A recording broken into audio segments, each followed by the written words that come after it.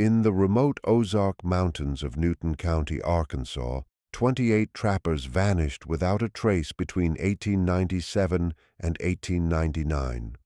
Sisters Mercy and Temperance Caldwell, reclusive moonshiners living on their late father's land, stayed 15 miles from the nearest town. When a dying trapper stumbled into a settlement in 1899, raving about underground tunnels and strange breeding experiments, Deputy Sheriff Ezra Thornton uncovered something far darker than anyone imagined. Beneath the sisters' quiet home stretched a maze of chambers where men had been chained, used in what the women called a divine mission to create a pure mountain bloodline. How had such evil existed unseen?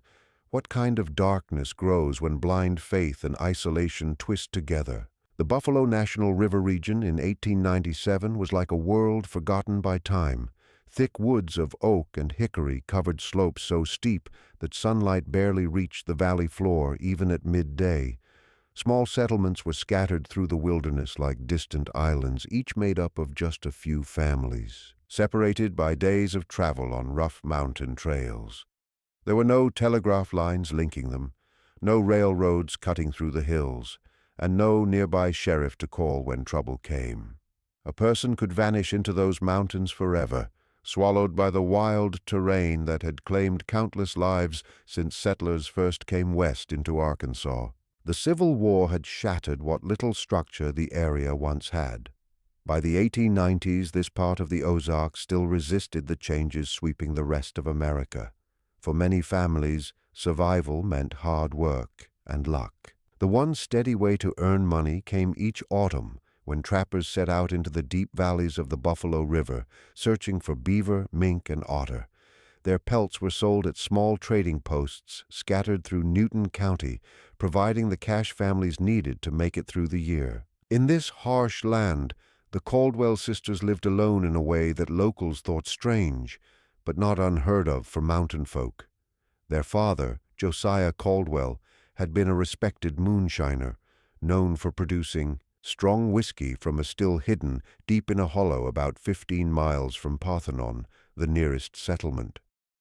When Josiah died in a hunting accident in 1895, his daughters, Mercy and Temperance, took over his 160-acre property and kept the still running. A traveling peddler named James Whitmore met them in late 1896 while on one of his regular trade routes through the region.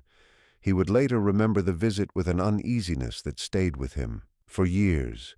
The sisters lived in a weathered log cabin that seemed to grow straight out of the mountain, surrounded by sheds and what looked like root cellars dug into the hillside behind the home. Mercy, the older sister, handled all their business, while Temperance stayed quiet, watching him with a stare that made him want to leave as soon as possible. What struck Whitmore as unusual was not their isolation, but what they bought. Though their cabin was plain and their clothes simple, they purchased costly fabric, quality tools, and other fine goods far beyond what most moonshiners could afford. He found it odd but brushed it off, assuming they had saved their earnings carefully over the years. They always paid in silver coins and seemed especially eager to buy heavy chains and metal hardware. Mercy explained that they needed them to secure their livestock from bears and mountain lions that prowled the hollow. Whitmore had no reason to doubt her, so he finished his business and left the same afternoon, relieved to be back on the trail. The first disappearance came soon after. In October 1897, a trapper named Robert Finch went into the Buffalo River Valley and never came back. His family in Missouri waited all winter, thinking he might be staying longer to trap more pelts, or perhaps he'd gone west in search of new opportunities. But when spring came and no word arrived, they filed a missing persons report in Harrison, Arkansas. Still, they didn't expect much. Men vanished in those mountains all the time, killed by wild animals, lost in sudden snowstorms, or victims of sheer misfortune. Others simply left their old lives behind. The Ozarks had a way of swallowing people whole. By the spring of 1899, 7 trappers had gone missing in the same area. All were skilled woodsmen who knew the dangers of the wilderness. But these disappearances were different. Searchers found no trace, no torn campsites, no tools, no signs of struggle, no remains. It was as if each man had stepped off the earth and vanished into thin air. Families filed reports, but the local authorities lacked the men or means to comb through 50 square miles of rugged, unforgiving terrain. Most locals agreed that the mountains had claimed them, one way or another. Maybe they fell, drowned, froze, or met bears in the dark. Some even whispered that a few might have run off to escape debts or the law. People in Newton County had learned to accept mystery as part of mountain life. Deputy Sheriff Ezra Thornton, however, was not a man who accepted easy answers. At 42, he had served in law enforcement for nearly 15 years after returning from the Civil War. His limp never fully healed, but his sharp eyes and steady mind made him a natural investigator. During the war, he had been a scout and tracker for the Union Army, trained to read landscapes and human behavior alike. That same skill now guided his attention to the reports piling on his desk in the spring of 1899. 7 seasoned trappers, all vanishing in less than 2 years, all last seen near the same part of the Buffalo River.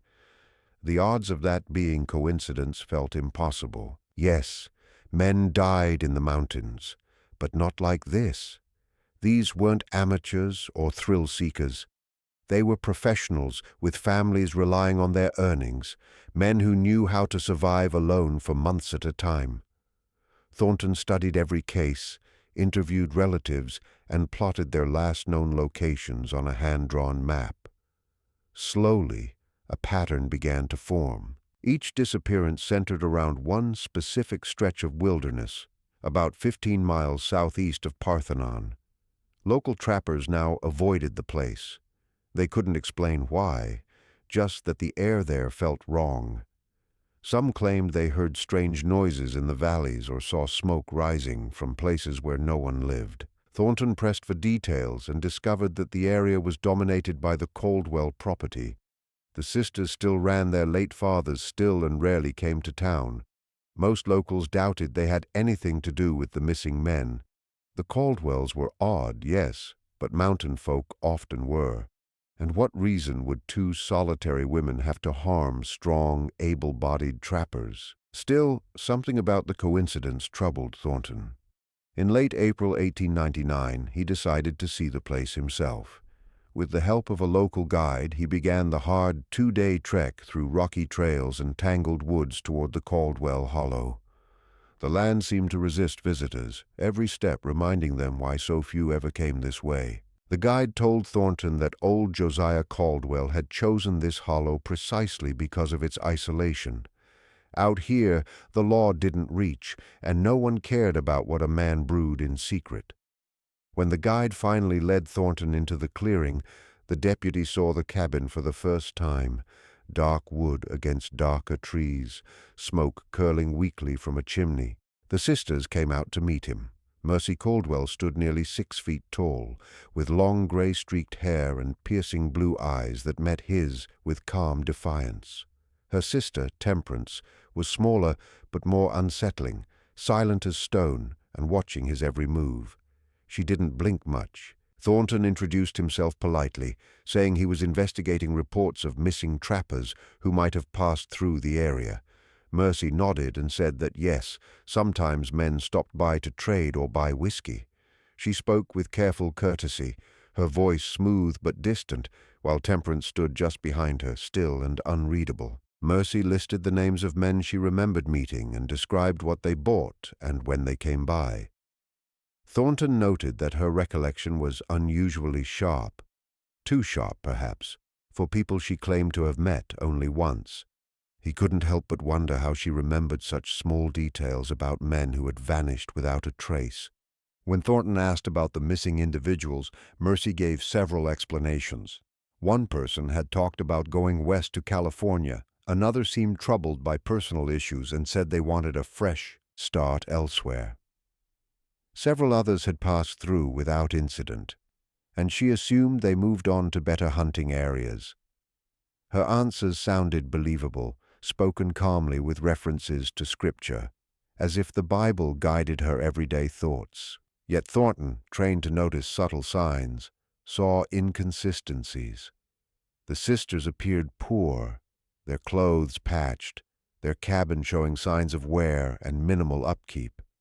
But around the property, he noticed good tools leaning against the outbuildings, fine fabrics visible through the open door, and supplies that suggested a level of prosperity at odds with their supposed poverty. When he asked to inspect the property, Mercy agreed to show him the cabin and nearby buildings, but carefully avoided the hillside behind the home, where heavy wooden doors were embedded into the rock. The breakthrough in the Caldwell case came not through careful planning, but through desperate circumstance and survival. On September 12, 1899, a man stumbled into Harrison, Arkansas in the early morning. His clothes were torn and filthy, his body covered in infected wounds that told of days crawling through the wilderness. He collapsed outside Dr. Marcus Henderson's home, barely conscious and burning with fever. The doctor immediately recognized the severity of his condition and had him carried inside for care. The stranger's injuries included deep cuts on his wrists and ankles consistent with restraints, severe malnutrition from long captivity, and infected wounds from crawling over rough terrain.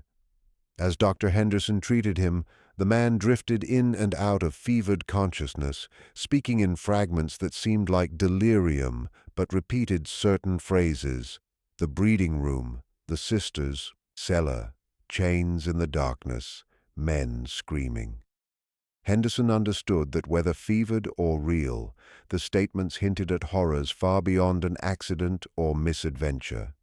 He summoned Deputy Thornton and began recording everything the man said during lucid moments. Over 3 days, as infection ravaged his body, a terrifying story emerged. The man identified himself as Samuel Morrison, a 29-year-old trapper from Tennessee who had come to Arkansas in early 1899, seeking better hunting grounds. In late August, he met the Caldwell sisters while scouting near their property.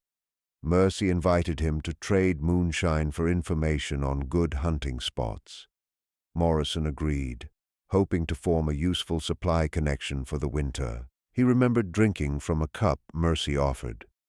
Then nothing, until he awoke in total darkness, wrists and ankles shackled to bedrock walls. He was not alone. Other men were confined there, some barely conscious after what seemed like months of captivity. Through Morrison's fevered account, Dr. Henderson learned that the sisters maintained an underground system of tunnels behind their cabin. Captive men were restrained while the sisters regularly supplied minimal food and water, explaining it as their divine duty. Mercy spoke at length about preserving pure mountain bloodlines, claiming they were chosen by God to create a race uncorrupted by civilization. She described breeding programs to select children with strength and intelligence inherited from the captives. Morrison described his captivity as a nightmare of forced compliance to the sisters' twisted divine purpose. His escape came from opportunity and desperation. During one feeding, Temperance had left his wrist restraints loose. Over several days he worked on the chains until he freed one hand. He overpowered Temperance on her next visit, stole her knife, and fled into the wilderness. His injuries came from resisting the sisters and from a panicked flight over miles of rough terrain, desperate to escape before recapture. He crawled into Harrison nearly exhausted, driven only by the need to warn others. Samuel Morrison died on September 15, 1899, 3 days after reaching town. The infections were too severe for local treatments.